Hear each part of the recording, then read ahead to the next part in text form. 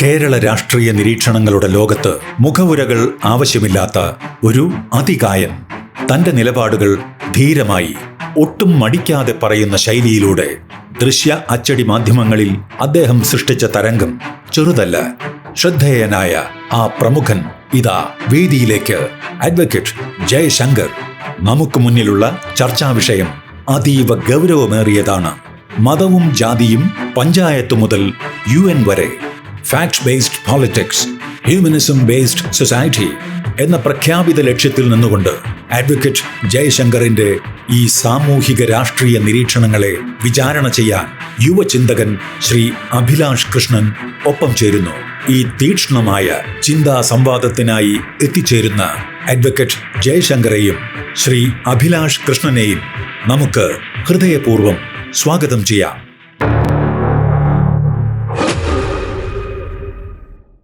എല്ലാവർക്കും നമസ്കാരം. മതയിടങ്ങൾ കൂടുതൽ മതേതരമാകട്ടെ, മതേതര ഇടങ്ങൾ കൂടുതൽ മതരഹിതമാകട്ടെ, മതരഹിത ഇടങ്ങൾ കൂടുതൽ മാനവികമാകട്ടെ എന്നതാണ് എസൻസ് സമൂഹത്തിന് മുന്നിൽ എന്നും വെക്കുന്ന സന്ദേശം. അപ്പോൾ മതേതരത്തെ എങ്ങനെ രാഷ്ട്രീയം സ്വാധീനിക്കുന്നു, രാഷ്ട്രീയത്തെ എങ്ങനെ മതങ്ങൾ സ്വാധീനിക്കുന്നു, മതവും ജാതിയും സ്വാധീനിക്കുന്നു എന്നുള്ളൊരു വിഷയത്തിൽ അതാണ് നമ്മൾ ഇവിടെ സംസാരിക്കാൻ ഉദ്ദേശിക്കുന്ന വിഷയം. മതവും ജാതിയും പഞ്ചായത്ത് മുതൽ UN വരെ.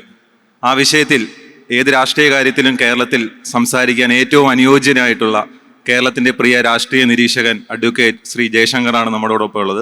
അദ്ദേഹത്തെ നമുക്ക് പരിപാടിയിലേക്ക് സ്വാഗതം ചെയ്യാം. സാർ നമസ്കാരം. സ്വാഗതം സാർ. നമുക്ക് 2 ഇലക്ഷനുകൾ ഇനി വരാൻ പോവുകയാണ് ഉടൻ തന്നെ.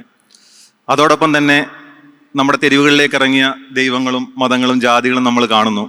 2019 ലോക്സഭാ ഇലക്ഷന് ശേഷം അയ്യപ്പൻ വീണ്ടും ഒരിക്കൽ കൂടി രംഗപ്രവേശം ചെയ്തിരിക്കുകയാണ്. കൂടെ ഹിജാബ് ഉണ്ട്, അതുപോലെ തന്നെ കുരിശ് ഉണ്ട്. എല്ലാ പ്രശ്നങ്ങളും ഒരുമിച്ച് നമ്മുടെ തെരുവുകളിലേക്ക് വരികയാണ്. 2019 പോലെ അയ്യപ്പൻ വീണ്ടും ഒരു ഇമ്പാക്റ്റ് ഉണ്ടാക്കുമോ, അതോ എങ്ങോട്ടാണ് ഇനിയുള്ള ഒരു രാഷ്ട്രീയത്തിൻ്റെ പോക്ക്?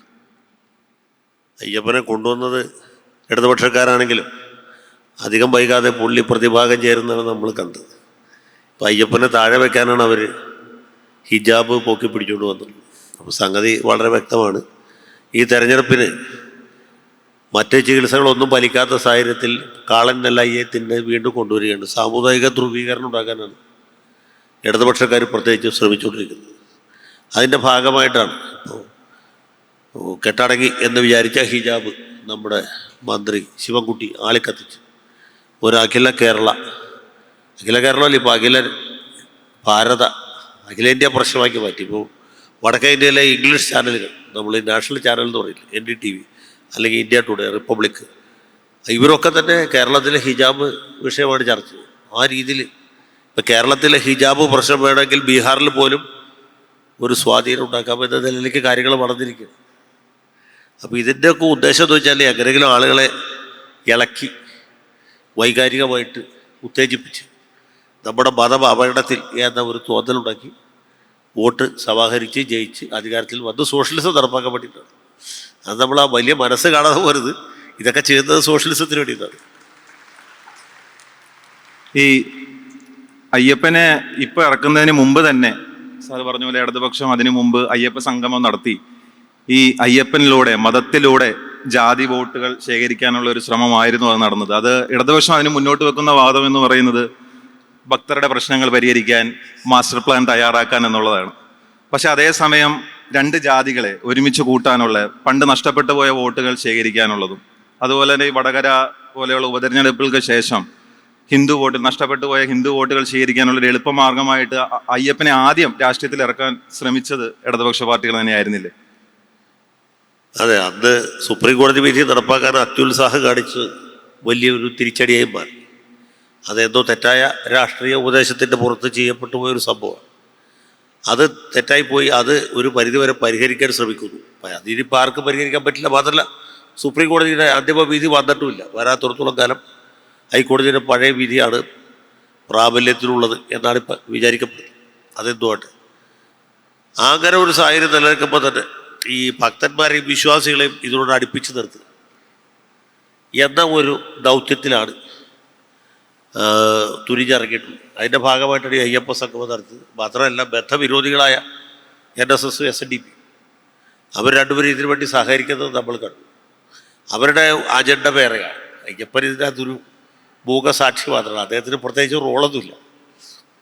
ഈ LDFിൻ്റെ CPMൻ്റെ ഉദ്ദേശം ഒരു ഭാഗത്തുകൂടി പോകുമ്പോൾ തന്നെ SNDP NSSനെയും ഒരുമിപ്പിക്കുന്ന ഘടകം അയ്യപ്പൻ.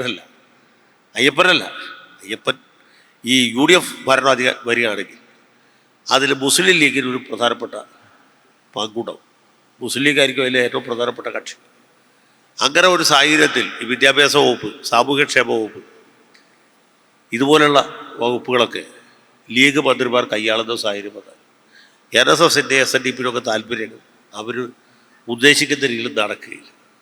ഈ ഒരു സംശയവും ഭയവും അവർക്കുണ്ട്. അതുകൊണ്ട് ഏത് നിലയ്ക്കും ഒരു UDF സർക്കാരിന് ഉണ്ടാകാതെ നോക്കണം. അതിന് വേണ്ടിയിട്ട് CPMമായിട്ട് സഹകരിക്കും. ശത്രുവിൻ്റെ ശത്രു മിത്രം എന്ന രീതിയിൽ. അല്ലെങ്കിൽ വ്യക്തമായ ഉറപ്പ് കോൺഗ്രസിൽ നിന്ന് കിട്ടണം. UDFന് അധികാരം കിട്ടുകയാണെങ്കിൽ ഈ പ്രസക്തമായ വകുപ്പുകൾ ലീഗുകാരായിരിക്കില്ല കൈയാളുക, കോൺഗ്രസ്സുകാരോ. അതുപോലെ ഇവർക്ക് താല്പര്യമുള്ള ആളുകൾ ആരെങ്കിലും ആയിരിക്കണം. ഇപ്പോൾ കഴിഞ്ഞ നിയമസഭാ തെരഞ്ഞെടുപ്പിൻ്റെ സമയത്ത് കത്തോലിക്ക മെത്രാന്മാർ ഇതുപോലെ ഒരു ഉറപ്പ് മുഖ്യമന്ത്രിയിൽ നിന്ന് വാങ്ങിയിരുന്നു. അതെന്ന് വെച്ചാൽ ഈ ഭരണം കിട്ടുന്ന പക്ഷം ഈ വിദ്യാഭ്യാസം, സാമൂഹ്യക്ഷേമം, ന്യൂനപക്ഷ ക്ഷേമം, ഉന്നത വിദ്യാഭ്യാസം, ഇതിനൊക്കെയാണ് അവർക്ക് താല്പര്യമുള്ളവർ. മൂലധന നിക്ഷേപം നടത്തിയിട്ടുള്ള ചില മേഖലകളാണ്. അത് ഒന്നും മുസ്ലിങ്ങളായ മന്ത്രിമാർക്ക് കൊടുക്കരുത്. അത് മുഖ്യമന്ത്രി ഏറെക്കുറെ പാലിച്ചു. പിന്നെ ഇടക്കാലത്ത് വെച്ച് പുള്ളി ഈ ന്യൂനപക്ഷ ക്ഷേമ വകുപ്പ് മന്ത്രി അബ്ദുറഹിമാനെ ഏൽപ്പിച്ചു.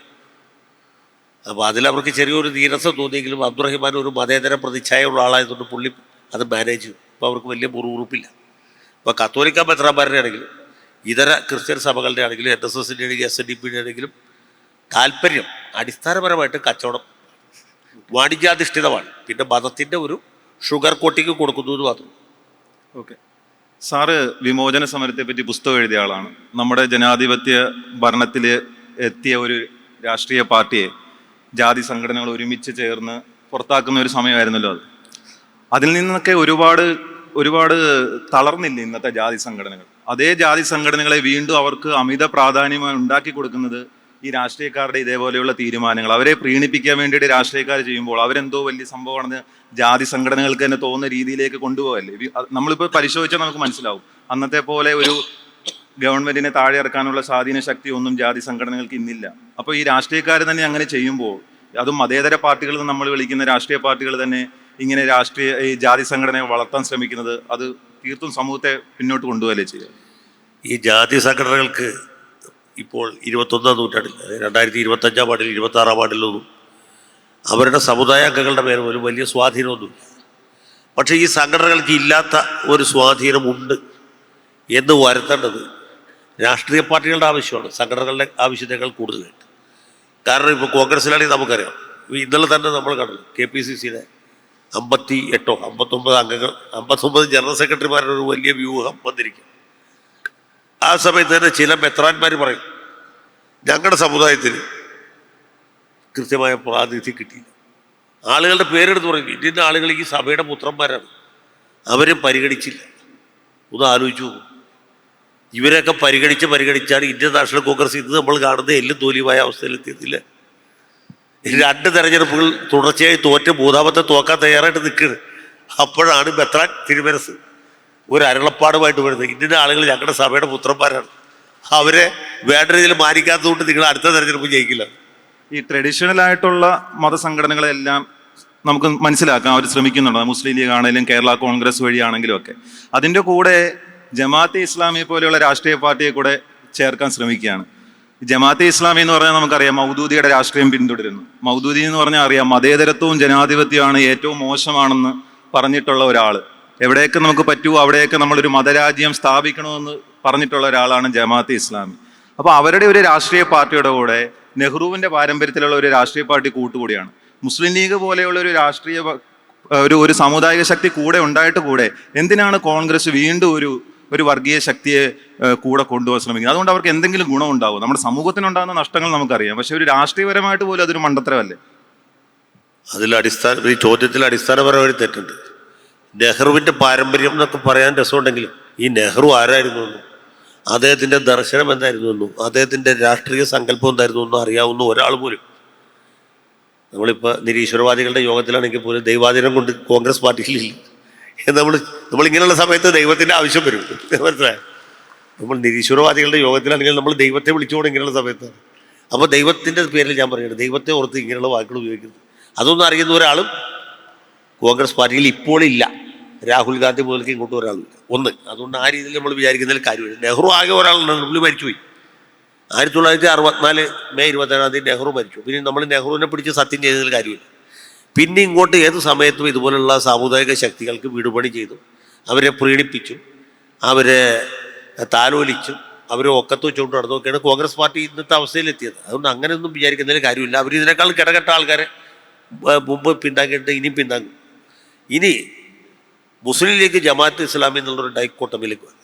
സത്യത്തിൽ മുസ്ലിം ലീഗ് എന്ന് പറയുന്നത് ഏറെക്കുറെ മിതവാദ സമീപനം സ്വീകരിച്ചിട്ടുള്ളൊരു പാർട്ടിയാണ്. മറ്റെല്ലാ രാഷ്ട്രീയ പാർട്ടികളും പോലെ കറപ്റ്റായിട്ടുള്ളൊരു സംവിധാനമാണ്. അത് ഒരു സാമുദായിക പാർട്ടിയാണ്, വർഗീയ പാർട്ടി എന്ന് പറയാൻ പറ്റില്ല. കോൺഗ്രസ് പോലത്തെ ഒരു പാർട്ടിയാണ്, ഒരു മുസ്ലിം കോൺഗ്രസ് ആണ് മുസ്ലിം ലീഗ്. അതിന് അങ്ങനെ വലിയ അതിഭയങ്കരമായ വർഗീയ അജണ്ടയൊന്നുമില്ല. അതേസമയത്ത് ജമാഅത്തെ ഇസ്ലാമി മതാധിഷ്ഠിതമായ മതമൗലികവാദികൾ അല്ലെങ്കിൽ മതരാഷ്ട്രവാദികൾ, പൊട്ടൻഷ്യലായിട്ട് മത തീവ്രവാദികൾ പോലുമായിട്ടുള്ള ആളുകളാണ് അതിൻ്റെ നേതൃത്വത്തിലുള്ളത്. ഇത് രണ്ട് തരം പാർട്ടികളാണ് അല്ലെങ്കിൽ സംഘടനകളാണ്. ഒന്ന് രാഷ്ട്രീയ പാർട്ടി, സാധാരണ എല്ലാ പാർട്ടിയും പോലെ കറപ്റ്റായിട്ടുള്ളൊരു പാർട്ടി. മറ്റേത് വളരെ വിധ്വംസകമായിട്ടുള്ള ആശയം വെച്ച് പുലർത്തുന്ന ഒരു സംഘടന. വിധ്വംസക പാർട്ടി എന്നൊക്കെ പറയുന്നെങ്കിലും അവർ രാഷ്ട്രീയ പാർട്ടി പ്രഖ്യാപിക്കുമ്പോൾ അവരുടെ പാർട്ടിയുടെ പേര് വെൽഫെയർ പാർട്ടി എന്നും അല്ലെങ്കിൽ social democratic party of India എന്നൊക്കെയാണ്. ഈ വെൽഫെയർ പാർട്ടിയുടെ അവർ പ്രഖ്യാപിച്ച സമയത്ത് അവരുടെ മാനിഫെസ്റ്റോയിലുള്ള കാര്യങ്ങളിലൊക്കെ എങ്ങനെയാണ് ഒരു കമ്മ്യൂണിസ്റ്റുകാരെഴുതുന്ന പോലെ രാജ്യത്തെ പാവപ്പെട്ടവരുടെ പ്രശ്നങ്ങൾ എങ്ങനെയാണ് സമത്വമില്ലായ്മ എന്നുള്ളതൊക്കെയാണ്. അതിനകത്തേക്ക് അവർ ഇസ്ലാമിനെ കൊണ്ടുവരുന്നത് ചിലപ്പോൾ അവസാന ഖണ്ഡികയിൽ മാത്രമോ. അപ്പോൾ അങ്ങനെ ഒരു മേക്ക് ഓവർ നടത്തിയിട്ടാണ് അവർ മുഖ്യധാര രാഷ്ട്രീയത്തിലേക്ക് ഇറങ്ങുന്നതെന്ന് ശ്രദ്ധിച്ചിട്ടുണ്ട്. അല്ല, അതൊക്കെ ശരിയാണ്. ഞാൻ അതല്ല ഞാൻ പറഞ്ഞത് ഇതിൻ്റെ അടിസ്ഥാന തത്വം ഇത് തന്നെ. വെൽഫെയർ പാർട്ടി ആണെങ്കിലും ശരിയാണ്, ജമാഅത്ത് ഇസ്ലാമി ആണെങ്കിലും ശരിയാണ്, സോൾഡാറ്റ് യൂത്ത് മൂവ്മെൻ്റ് ആണെങ്കിലും ശരി, SIU ആണെങ്കിലും GAU ആണെങ്കിലും ഒക്കെ സാധനം ഒന്ന് തന്നെയാണ്. ഞാൻ പറയാൻ വന്നത് അത് തമ്മിൽ എങ്ങനെ പൊരുത്തപ്പെടുന്നു. ഇതിൽ സത്യത്തിലുള്ളൊരു പ്രശ്നം എന്ന് വെച്ചാൽ ഈ മുസ്ലിം ലീഗ് എന്ന് പറഞ്ഞ രാഷ്ട്രീയ പാർട്ടി തുടർച്ചയായിട്ട് 2 തെരഞ്ഞെടുപ്പിൽ തോറ്റ്. അത് വളരെ പരിക്ഷീണിതമായ അവസ്ഥയിലാണ്. 10 കൊല്ലം അധികാരത്തിന് പുറത്തേക്ക് വെച്ചാൽ പണമില്ലാതായി എന്നാണ്. നേതാക്കന്മാർക്ക് അനുയായികളുടെ മേലെ ഉള്ള സ്വാധീനം നഷ്ടപ്പെട്ടുകൊണ്ടിരിക്കുകയാണ്. KM ഷാജി ഈ അടുത്തിടയ്ക്ക് പറയുകയും ചെയ്തല്ലോ, നമ്മളുടെ സമുദായത്തിന് വേണ്ടിയിട്ട് ഉള്ള ശ്രമങ്ങൾ നടത്തുന്നു. അപ്പോൾ ഇനി അധികാരത്തിൽ എങ്ങനെയും വരണം, അതിന് വേണ്ടിയിട്ട് ഈ മുങ്ങി ചാകാൻ പോകുന്നവൻ ഏത് കച്ചി തുരുമ്പിൽ കയറി പിടിക്കുന്നു പറഞ്ഞ പോലത്തെ പിടുത്തമാണ് ജമാഅത്തെ ഇസ്ലാമി. ജമാഅത്തെ ഇസ്ലാമിയുടെ വോട്ട് എന്ന് വെച്ചാൽ തുച്ഛമാണ്. പക്ഷേ അതിലെ പ്രശ്നം എന്താ വെച്ചാൽ ജമാഅത്തെ ഇസ്ലാമിയുടെ ഉദ്ദേശം മുസ്ലിം ലീഗിനെ ഇല്ലായ്മ ചെയ്തിട്ട് ആ ഒരു സ്പേസിലേക്ക് വരണം എന്നുള്ളതാണ്. BJPയുടെ ഉദ്ദേശം CPM-നെ ഇല്ലായ്മ ചെയ്തിട്ട് ആ സ്പേസിലേക്ക് വരണമെന്നും പറയുന്ന പോലെ മുസ്ലിം ലീഗിനെ ഇല്ലാതാക്കേണ്ട ജമാഅത്തെ ഇസ്ലാമിയുടെ ആത്യന്തികമായ ലക്ഷ്യമാണ്. പക്ഷേ മുസ്ലിം ലീഗുകാർക്ക് അത്ര ചിന്തിക്കാനുള്ള ശക്തിയില്ല. ഒന്നാമത് ചിന്താശക്തിയുള്ള ആളുകൾ ലീഗിലില്ല. കോൺഗ്രസ് പോലത്തെ ഒരു പ്രസ്ഥാനമാണത്. ഭാവിയിൽ എന്ത് സംഭവിക്കും, മുസ്ലിം ലീഗ് പാർട്ടി ഇല്ലെങ്കിൽ സമുദായത്തിന് എന്ത് സംഭവിക്കുന്നു എന്ന് ആലോചിക്കാനുള്ള ത്രാണിയൊന്നും അവിടെ ഉള്ളവർക്കില്ല. രണ്ടാമത് ജമാഅത്തെ ഇസ്ലാമിലുള്ള ആളുകൾ വളരെ ബുദ്ധിമാന്മാരാണ്. മുസ്ലിം ലീഗിൽ ബുദ്ധിയുള്ള ആരുമില്ല, അല്ലെങ്കിൽ ചിന്താശക്തിയുള്ള ആളുകളില്ല, രാഷ്ട്രീയമായ ഇച്ഛാശക്തിയുള്ളവരില്ല എന്ന് അവർക്കറിയാം. അതുകൊണ്ട് ലീഗുകാരുടെ തലക്കകത്തിരുന്ന് ചിന്തിക്കുന്നത് ജമാഅത്തെ ഇസ്ലാമിക്കാരാണ്. ലീഗിൻ്റെ അജണ്ട തീരുമാനിക്കുന്നത് ജമാഅത്തെ ഇസ്ലാമി. ഇപ്പോൾ ഹിജാബിൻ്റെ വിഷയം തന്നെ നോക്കിയാൽ മതി. ഇതുണ്ടാക്കുന്ന ഇമ്പാക്റ്റ് എന്താ വെച്ചാൽ നിങ്ങൾ ഈ പഞ്ചായത്ത് തെരഞ്ഞെടുപ്പ് കഴിയുമ്പോൾ നോക്കിക്കോ, UDF എന്ന് പറഞ്ഞ സാധനം തകർന്ന് തരിപ്പടമായി പോകും. അതിൻ്റെ കാരണം ജമാഅത്തെ ഇസ്ലാമിക്കാർക്ക് മനസ്സിലാവില്ല, ലീഗുകാർക്ക് ഇപ്പോൾ മനസ്സിലാവില്ല, കുറച്ച് കഴിയുമ്പോൾ മനസ്സിലാവും. അല്ല, ഈ കഴിഞ്ഞ പഞ്ചായത്ത് ഇലക്ഷനിൽ ഇങ്ങനെ ഒരു സിനാരിയോ ഉള്ളത് സാറ് പണ്ട് പറഞ്ഞിട്ടുണ്ട്. ഞാൻ പറഞ്ഞിരുന്നു, ചന്ദ്രിക പത്രത്തിൽ എഴുതിയ ചില ലേഖനങ്ങളെ പറ്റിയിട്ടും അതൊക്കെയാണ് ക്രിസ്ത്യൻ വോട്ടുകൾ നഷ്ടപ്പെട്ടെന്നുള്ളത്. അപ്പോൾ അങ്ങനെ ഒരു മണ്ടത്തരം ഒരിക്കൽ അനുഭവിച്ച പാർട്ടിക്ക് വീണ്ടും അങ്ങനെ ഒരു സിറ്റുവേഷൻ വരുമ്പോഴും നോക്കി നിൽക്കാനേ പറ്റുന്നുള്ളൂ എന്നൊരു അവസ്ഥയാണോ ഉണ്ടാകുന്നത്? ആ അവസ്ഥയിലേക്ക് എത്തിയല്ലോ. ആ അവസ്ഥയിലേക്ക് ആരെ എത്തിച്ചത് ഇവരാണ്. കാരണം ഈ അജണ്ട തീരുമാനിക്കുന്നത് ജമാഅത്തെ ഇസ്ലാമിക്കാരും പോപ്പുലർ ഫ്രണ്ടുകാരുമാണ്. അതിൻ്റെ പുറകെ പോകുന്ന വലിയ ആൾക്കൂട്ടമാണ് മുസ്ലിം ലീഗ്. മുസ്ലിം ലീഗിൻ്റെ പുറകെ നിന്ന് വേറൊരു ആൾക്കൂട്ടമാണ് ഇന്ത്യൻ നാഷണൽ കോൺഗ്രസ്. അതിൻ്റെ പുറകിൽ പോകുന്ന വേറൊരു സാധനമാണ് ജോസഫ് ഗ്രൂപ്പ്. അപ്പോൾ UDF എന്ന് പറഞ്ഞാൽ അടിസ്ഥാനപരമായിട്ട് ജമാഅത്തെ ഇസ്ലാമിയാൽ നയിക്കപ്പെടുന്ന ഒരു വലിയ ആൾക്കൂട്ടമായിട്ടും മാറി. ഇതാണ് ഇതിലെ അപകടം. ഇതാണ് ഞാൻ പറഞ്ഞത്, മനസ്സിലായി. അത് മാത്രമല്ല, ഇത് മറ്റു സമുദായക്കാർക്ക് മനസ്സിലാവുന്നുണ്ടെന്നുള്ളതാണ്.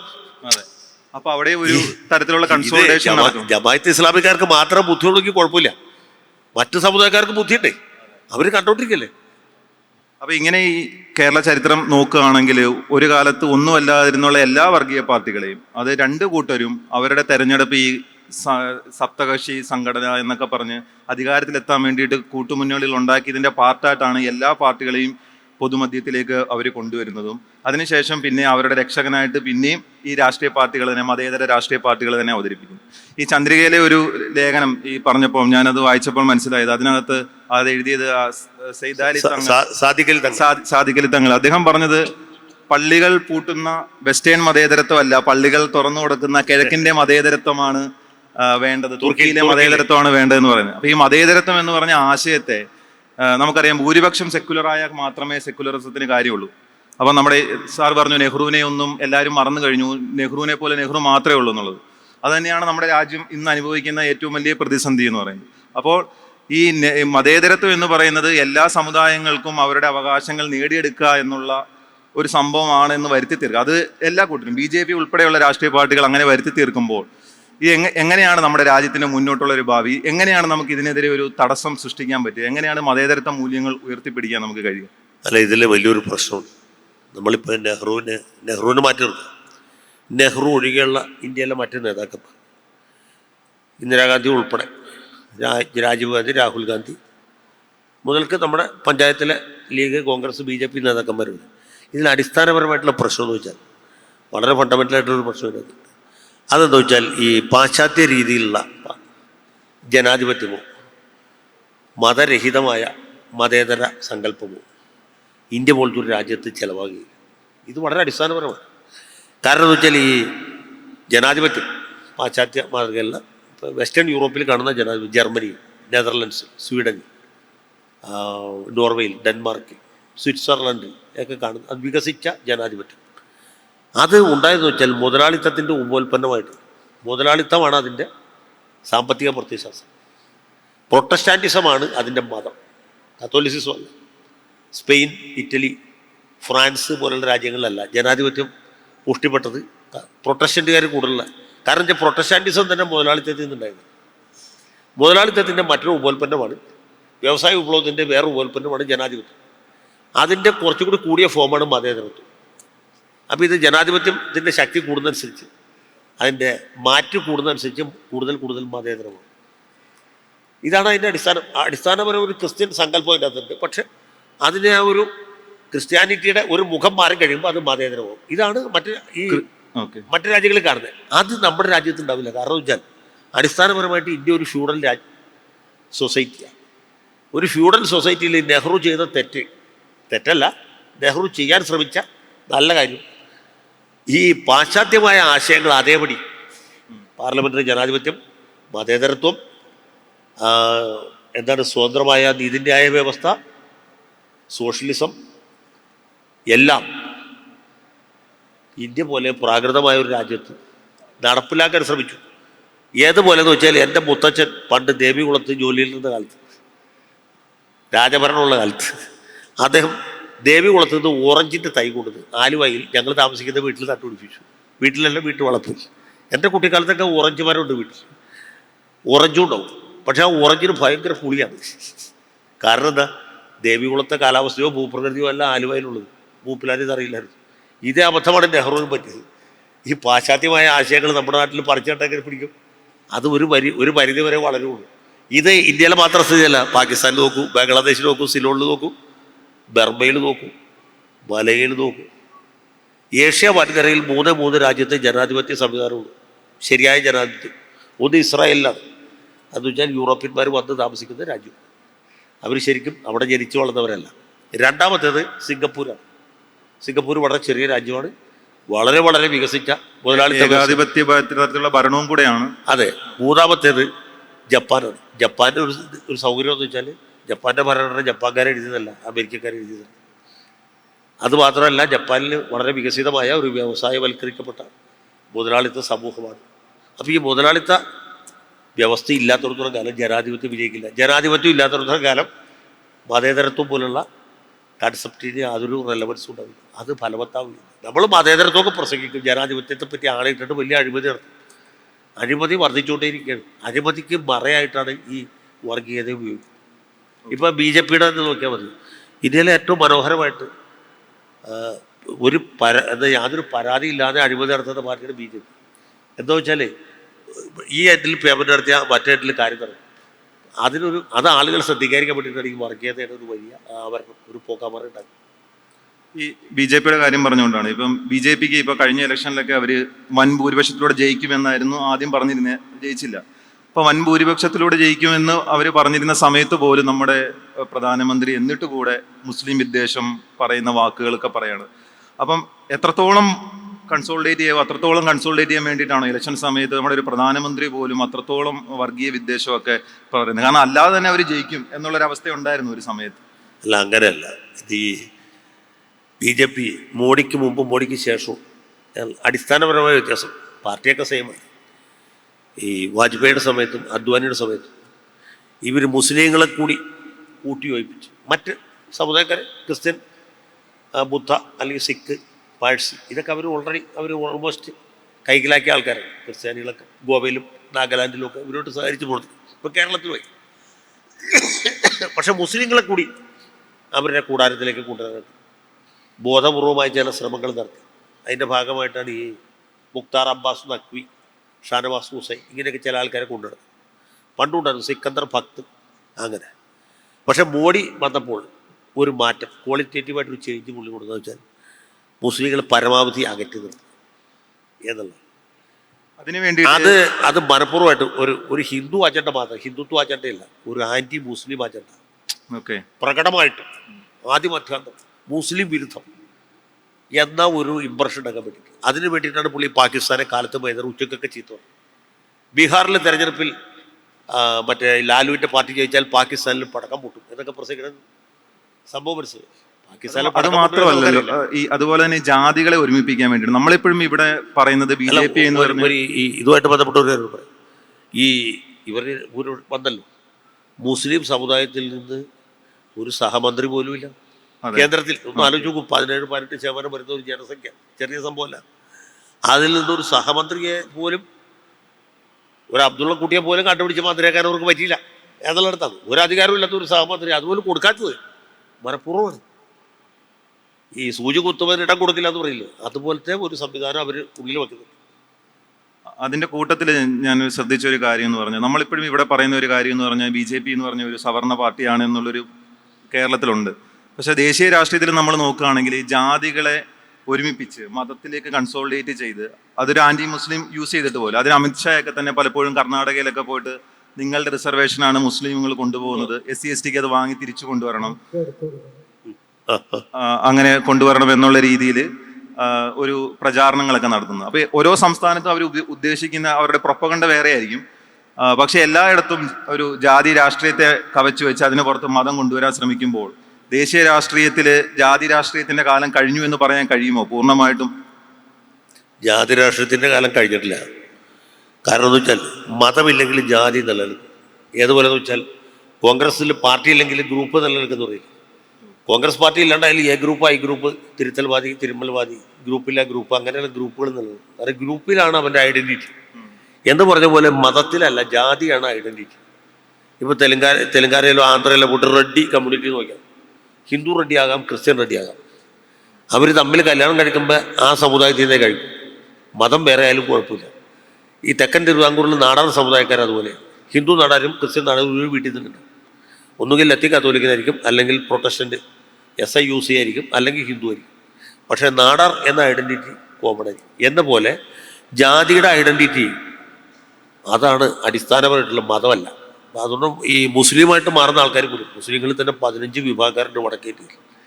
ബ്രാഹ്മണ മുസ്ലിങ്ങളുണ്ട്, സവർണ മുസ്ലിങ്ങളുണ്ട്, കായസ്ഥ മുസ്ലിങ്ങളുണ്ട്, OBCയിൽപ്പെട്ട പല പല വിഭാഗത്തിൽപ്പെട്ട മുസ്ലിങ്ങളുണ്ട്, ദളിത് മുസ്ലിങ്ങളുണ്ട്. ഇതെങ്ങനെ സംഭവിക്കും?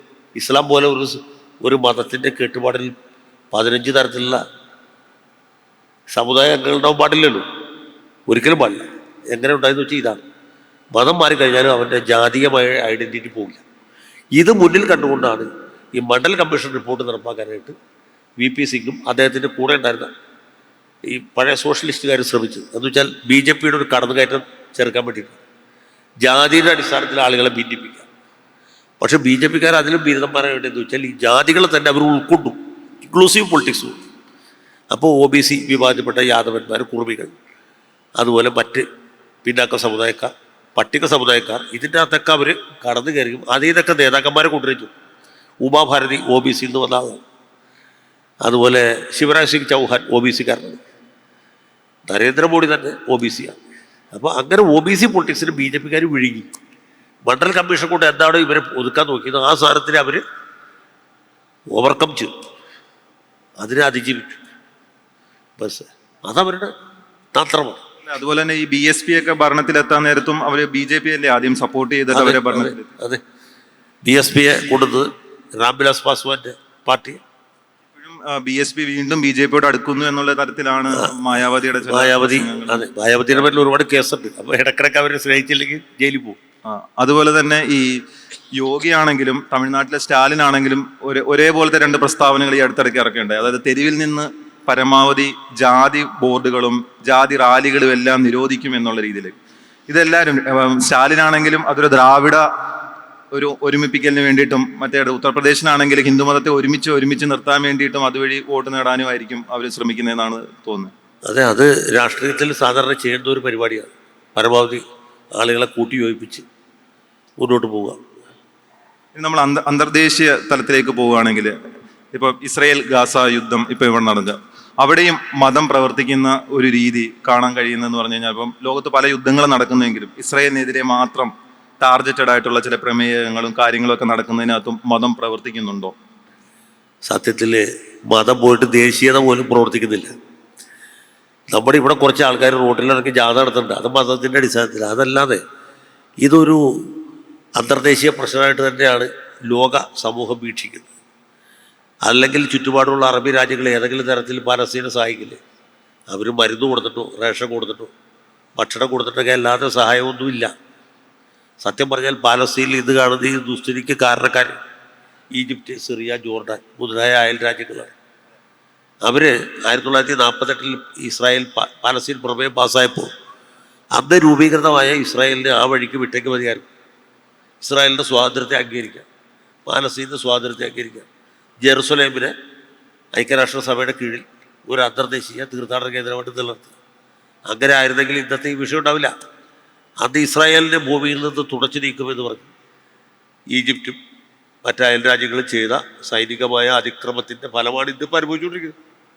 അവർക്ക് തുടച്ചു നീക്കാൻ പറ്റിയില്ലെന്ന് മാത്രമല്ല, യുദ്ധത്തിന് പോയ രാജ്യങ്ങളെല്ലാവരും തന്നെ പിന്മാറി. അവർ വാളൊക്കെ ഉറയിലിട്ട് സമാധാനത്തിൻ്റെ പാതയിൽ കൂടി കന്നുകാലികളെ മേച്ചുകൊണ്ട് പോയി. ആദ്യം ഈജിപ്റ്റ് പോയി, പിന്നെ ജോർഡാൻ പോയി, സിറിയ പോയി, ആരുമില്ല.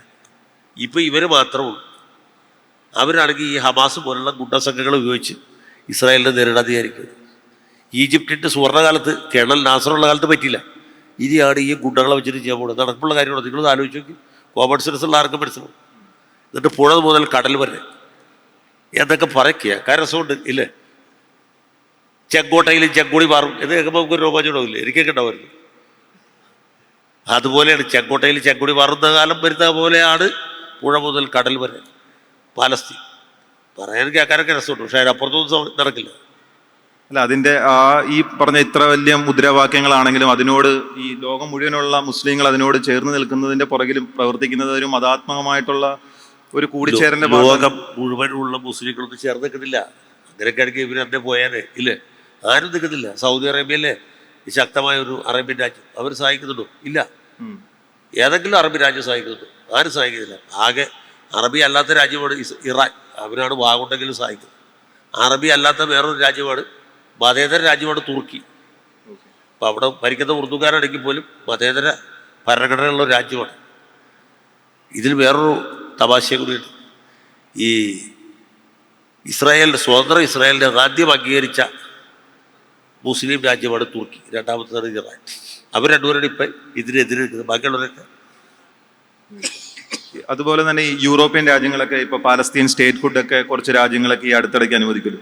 അതിന് ഒരു കാരണം എന്ന് പറയുന്നത് അവിടെ കുടിയേറിയിട്ടുള്ള മുസ്ലിങ്ങളുടെ ഒരു പ്രഷർ കാരണമാണ് അത് ചെയ്തതെന്ന് പറയുന്നു. ഇപ്പോൾ സാറ് കുറച്ച് മുമ്പ് പറഞ്ഞിരുന്നല്ലോ, വ്യവസായവൽക്കരണം നടന്നിട്ടുള്ള യൂറോപ്യൻ രാജ്യങ്ങളിലാണ് മതേതരത്വം ഉള്ളതെന്നൊക്കെ. അപ്പോൾ ഈ കുടിയേറ്റത്തിലൂടെ നമ്മളുടെ ഈ ഇന്ത്യയിൽ നിന്നുമാണെങ്കിലും മറ്റ് ഏഷ്യൻ രാജ്യങ്ങളിൽ നിന്നുള്ള ഈ മതാത്മകമായ ചിന്തകൾ അവിടേക്ക് ചെല്ലുമ്പോൾ മതേതരത്വം ഉണ്ട് എന്ന് പറയുന്ന വെസ്റ്റേൺ രാജ്യങ്ങളിലും മതേതരത്വം പതുക്കെ ക്ഷയിക്കുകയാണോ? അത് വലിയൊരു അപകട സൂചനയാണ്. നമ്മൾ ആ രാജ്യങ്ങളിൽ പോയി നോക്കിയാൽ സഞ്ചരിക്കുമ്പോൾ മനസ്സിലാവും. ഈ കുടിയേറ്റക്കാർ, പ്രത്യേകിച്ച് ഇന്ത്യയിൽ നിന്ന് പാകിസ്ഥാനിൽ നിന്നൊക്കെ പോകുന്ന, അല്ലെങ്കിൽ പഞ്ചാബിൽ നിന്ന് പോകുന്ന സിഖുകാർ, ഇവരൊക്കെ അവർ ഏത് രാജ്യത്ത് ചേരുന്നു ആ രാജ്യത്തിൻ്റെ സംസ്കാരവുമായിട്ട് ഒരിക്കലും പൊരുത്തപ്പെടുകയോ അതിൽ ലയിച്ചു ചേരുകയോ ചെയ്യുന്നില്ല. അവരവിടെ ഒറ്റപ്പെട്ട തുരുത്തുകളായിട്ട് നിൽക്കുകയും ഇവിടുത്തെ സംസ്കാരം, ഈ ഫ്യൂഡൽ സെറ്റപ്പ്, ഹിന്ദു ആണെങ്കിലും മുസ്ലിം ആണെങ്കിലും സിഖ് ആണെങ്കിലും ചെയ്യുന്നത് ഇവിടത്തെ പോലെ അവിടെയും ഉണ്ടാക്കാൻ ശ്രമിക്കുക. അത് ആ രാജ്യത്തിൻ്റെ നിലവിലുള്ള സംസ്കാരത്തെയും ജനാധിപത്യ സംവിധാനത്തെയും രണ്ട് രീതിയിലും ദുർബലമാക്കും. ഒന്നാമത് അവരുടെ സ്വസ്ഥതയും സ്വൈര്യവും ഇല്ലാണ്ടാവും. രണ്ടാമത് ആ രാജ്യങ്ങളിൽ വലതുപക്ഷ ദേശീയത വർദ്ധിക്കണം. ഇപ്പോൾ ഫ്രാൻസിൽ സംഭവിച്ചത്, ജർമ്മനിയിൽ സംഭവിച്ചുകൊണ്ടിരിക്കുന്നത്, നമ്മുടെ ഹോളണ്ടിൽ, നെതർലൻഡ്സിൽ കഴിഞ്ഞ തെരഞ്ഞെടുപ്പിൽ സംഭവിച്ചത്, ഈ വലതുപക്ഷ തീവ്ര ആശയം, തീവ്ര ദേശീയത വളരെ യൂറോപ്പിലെ എല്ലാ രാജ്യങ്ങളിലും ശക്തിപ്പെട്ടുകൊണ്ടിരിക്കുകയാണ്. ഇത് മൂർധന്യത്തിൽ നിൽക്കുമ്പോൾ അവിടെ ഹിറ്റ്ലറിന്റെ ഭരണം ഉണ്ടാകുന്നത്. ഓക്കെ, നമ്മളുടെ സമയം ഏകദേശം അവസാനിച്ചിരിക്കുകയാണ്. അപ്പോൾ മതേതരത്തെ രക്ഷിക്കാനായിട്ട് ഒരു കാര്യം ഓർക്കുക മാത്രമേ നമുക്ക് ചെയ്യാൻ കഴിയുള്ളൂ. നെഹ്റുവും അംബേദ്കറും ഒക്കെ മുന്നോട്ട് വെച്ചിട്ടുള്ള ആ മതേതരത്വ ആശയം, അതായത് മതേതരത്വം എന്ന് പറയുന്നത്, അല്ലെങ്കിൽ ജനാധിപത്യം എന്ന് പറയുന്നത് മതേതരത്വമായ ഒരു ഭൂരിപക്ഷത്തിന്റെ ഭരണമാണെന്നും അത് മതാത്മകമായ ഒരു ഭൂരിപക്ഷത്തിന്റെ ഭരണമല്ല എന്നും നിരന്തരം സമൂഹത്തെ ഓർമ്മിപ്പിക്കുക മാത്രമേ നമുക്ക് ചെയ്യാൻ കഴിയുള്ളൂ. ഇത്രയും നേരം സംസാരിച്ച ജയശങ്കർ സാറിന് നന്ദി. Thank you. Thank you sir. തന്റെ രാഷ്ട്രീയ നിലപാടുകൾ കൊണ്ട് സമൂഹത്തിൽ ശ്രദ്ധേയനായ ശ്രീ ജയശങ്കറിന് മൊമെന്റോ സമ്മാനിക്കുന്നതിന് വേണ്ടി സുധീന്ദ്രൻ തുമ്പരത്തിയെ സ്നേഹപൂർവ്വം വേദിയിലേക്ക് ക്ഷണിക്കുന്നു.